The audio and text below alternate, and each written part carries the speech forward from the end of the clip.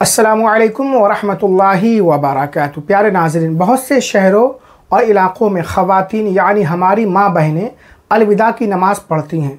कुछ ख़वातीन जमात के साथ ये नमाज़ अदा करती हैं और कुछ ख़वातीन अकेले अकेले अलविदा की नमाज़ पढ़ लेती हैं और वो ये समझती हैं कि अगर वो अलविदा की नमाज़ नहीं पढ़ेंगी तो उन्हें गुनाह मिलेगा। तो ख़वातीन यानी हमारी माँ बहनें अलविदा की नमाज़ पढ़ेंगी या नहीं, अगर पढ़ेंगी तो किस तरह, नहीं पढ़ेंगी तो क्यों नहीं पढ़ेंगी। इंशाअल्लाह ताला इस वीडियो में औरतों की अलविदा की नमाज़ का मुकम्मल तरीक़ा आप समाअत करेंगे। वीडियो एंड तक ज़रूर देखें और अच्छी तरह समझ लें। देखिए, रमज़ान के महीने का जो आखिरी जुमा होता है उस जुमा को जुमातुल विदा या अलविदा कहा जाता है। हर अक्लमंद बालिग मुसलमान मर्द पर फ़र्ज़ है। जुमा की नमाज के लिए एक शर्त यह है जमाअत, यानी इमाम के अलावा कम से कम 3 लोगों का होना ज़रूरी है, तभी जुमे की नमाज़ हो पाएगी। और ख़वातीन को, औरतों को जमाअत के साथ नमाज़ पढ़ने के लिए मस्जिद में आना ये मकरूह तहरीमी है। अल्लाह के रसूल सल्लल्लाहु अलैहि वसल्लम के ज़माने में ख़वातीन, औरतें मस्जिदों में नमाज़ अदा करने के लिए आती थीं, लेकिन वह ज़माना बहुत पाक साफ़ और सुथरा ज़माना था।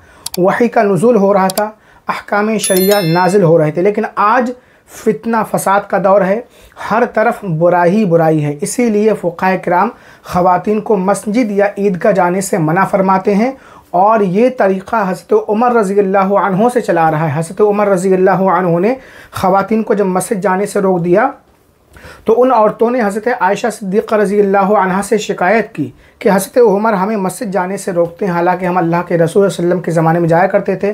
तो हज़रत आयशा सिद्दीक़ा रज़ियल्लाहु अन्हा फरमाती हैं, अगर आज नबी अकरम सल्लल्लाहु अलैहि वसल्लम अपनी ज़ाहिरी हयात में होते तो वो भी तुमको मस्जिद में जाने से रोक देते।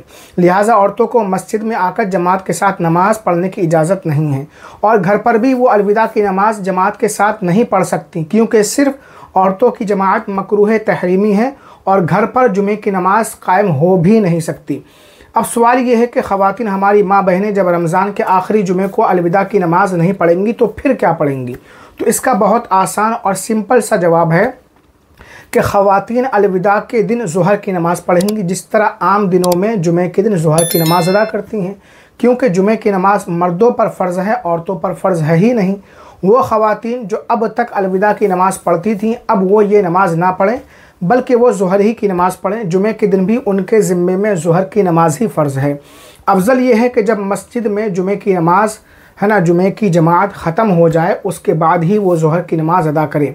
मर्दों के घर आने का इंतज़ार ना करें कि जब मर्द लोग घर वापस आएंगे जुमा पढ़कर तभी हम पढ़ेंगे।